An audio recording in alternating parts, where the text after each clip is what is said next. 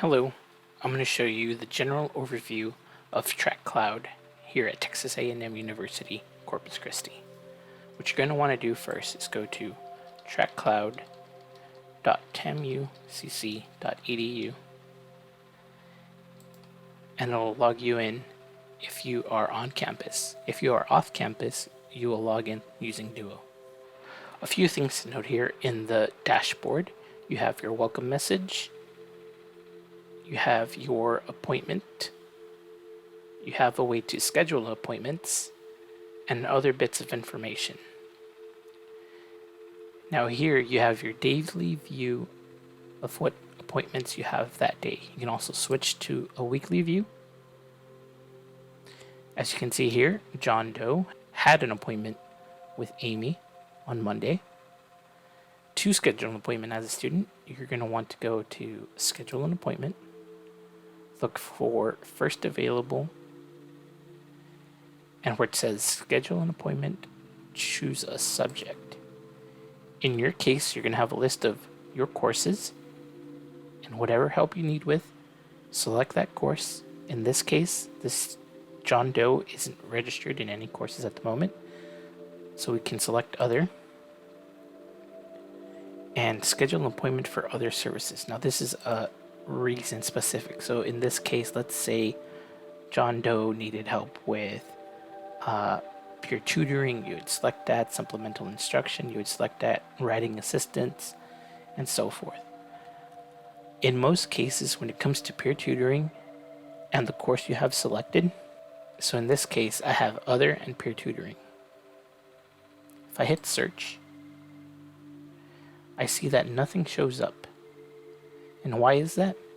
Because it may not have tutoring for that specific course. If needed, I can always select report unable to find an appointment and fill out this form right here. What you were hoping to find, what did you find instead, and then submit the report. We would need that feedback so in the future we can hopefully find tutors for those courses.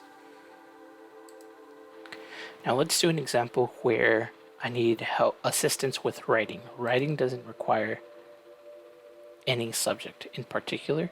So if I go to writing assistance and let's say I needed help with getting started, I'd select it, go to OK, search, and here I can see the times that are available, the day it's available, whether if it's on one-on-one, online, or in-person option. Here I can see that the consultant is Amy. You can see the location, Glasscock, or online. You can see that the location is the Writing Center. If I click on the little eye, it'll pull up information of where the Writing Center is located, their hours of operation, a map, and other bits of useful information. As we scroll down, you can see that you can load for more days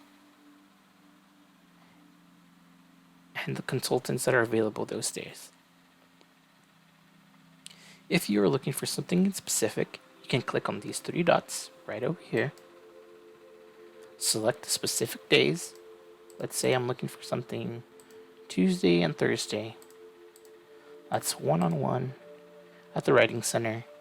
And let's say I would like for it to be an online appointment.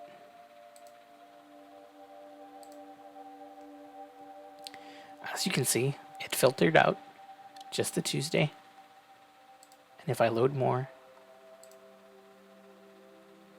it'll fill out the rest of the day. Let's say in this case, I want to set up an appointment for Amy at 10 a.m. I would select that, and you would confirm your booking. You would select this if you wanted the meeting online, and right here where it says student, please enter any additional assignment information. I would any information that would help to provide the consultant additional support. So in this case, I would say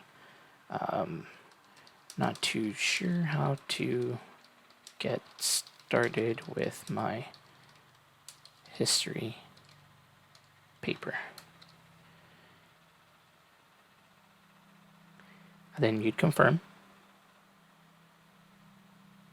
and your appointment's set. You'll receive a confirmation email, and if in case you had a paper already started and you wanted it to get proofread, you can also upload a document. One thing to note is that when you upload a document, you need to save the appointment first before you're able to upload the document. Now, back on the main screen, you can see that if I go over to the next week, here's my appointment. I can cancel the appointment by hitting the X, or I can edit the appointment. In this case, there's not much to edit unless I was changing the information here in this box. You will receive notifications right up here 5 minutes before your meeting time.